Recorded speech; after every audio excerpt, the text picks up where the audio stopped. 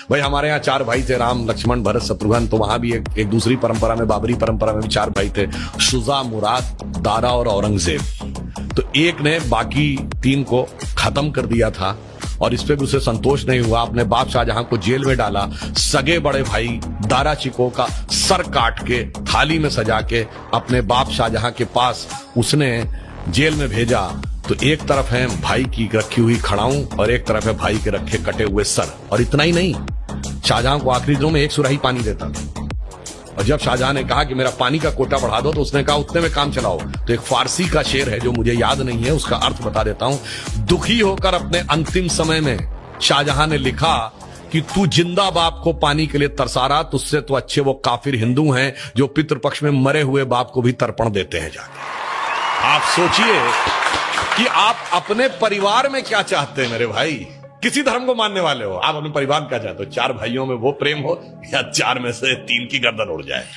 भगवान राम के लिए तुलसी ने लिखा है कि कहत परम पुनीत इतिहासा, अंतिम जो चौपाई है, सवन ही हो तो सकल भ्रम नासा, सुनिए तो सारा भ्रम का नाश हो जाएगा। जैसे मैं एक छोटी सी बात बताना चाहता हूं। कभी आपने ये बात, यद्यपि मैं पहले भी बोल चुका हूं, आप बताइए भगवान राम चार ही भाई क्यों थे? तीन या पांच क्यों नहीं? और अगर चार भाई थे तो लक्ष्मणी क्यों राम के साथ जाएंगे वन में, और भरत ही खड़ाऊ रख के शासन क्यों करेंगे, और शत्रुघ्न ही अयोध्या में क्यों रहेंगे?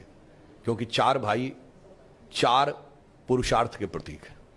धर्म, अर्थ, काम, मोक्ष। भगवान राम धर्म है, शत्रुघ्न अर्थ है, लक्ष्मण काम है और भरत मोक्ष है।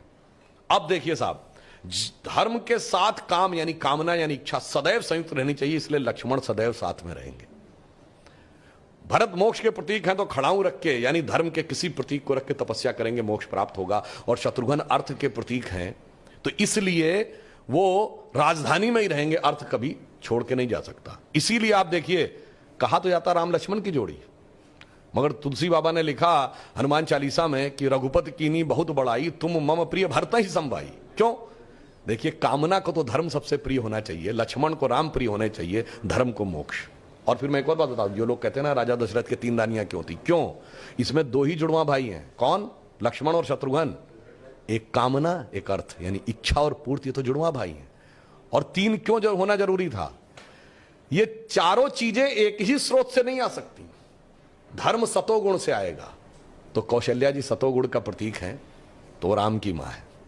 अर्थ और काम रजोगुण से आएगा, तो सुमित्रा जी रजोगुण का प्रतीक है, तो उनसे काम और अर्थ उत्पन्न होगा।